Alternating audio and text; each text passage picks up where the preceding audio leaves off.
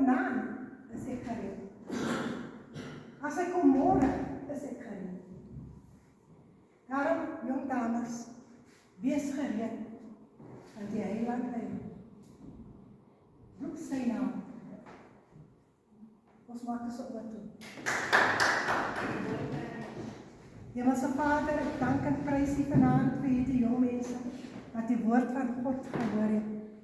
Ons bid vanaand, Here, dat die Heilige Gees die naprediker sal wees, dat hulle diep in hulle harte sal kyk en sien, is ek op daardie plek, wat Frans gewees het, daar die eerste beeld, is my hart omsingel met sonde, is my hart vol boosheid, vol bose dade, Here. Ek bid my God, dat U sal deurdring in die harte van hierdie jong mense. Here, dat U met hulle praat, my God, dat hulle nader sal trek, my God, na U toe.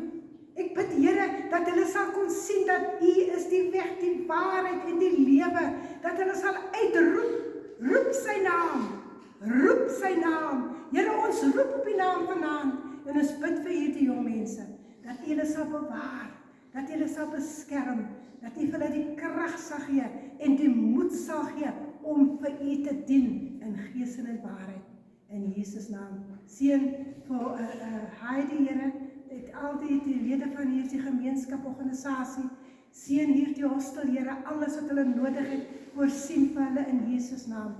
Dankie, Here, vir die geleentheid, wat U ons gegee het, om hier by mekaar te kom, Here, en ons loof en prys die heilige naam, in Jesus naam. Amen. Amen. Okay, so